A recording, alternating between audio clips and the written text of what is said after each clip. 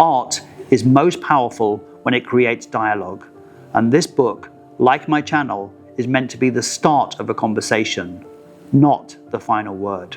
If I had to pick one or two artists out of the book, then one of the first ones would have to be Claude Monet.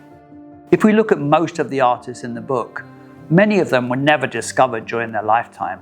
Many of them were never famous during their lifetime, but Claude Monet was. He was incredibly famous.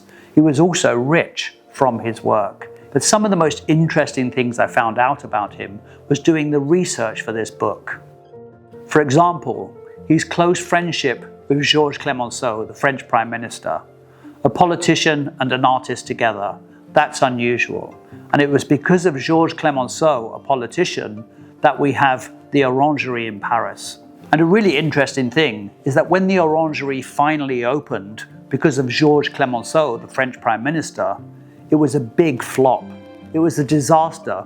Nobody was interested in Claude Monet anymore. In fact, the Orangerie, which today is one of the most visited museums in the world, was pretty much empty for months on end. They even covered up his water lilies with other paintings because no one was interested in them. And then Claude Monet was discovered by the abstract expressionists over from America after the war. They all started realizing that he was a very modern artist. They became famous, Claude Monet became famous, and now the Orangerie is crowded. And the second artist I choose is for the great story behind it, because storytelling is really important to me.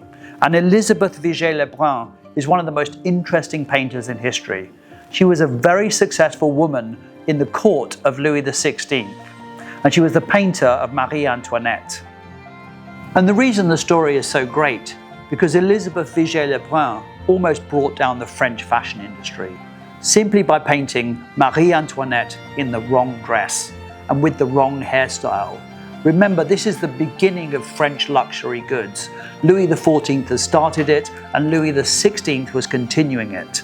And Marie Antoinette was there to wear French fashions. And in the painting by Vigée Le Brun, she's wearing English fashions. And that was her fatal mistake.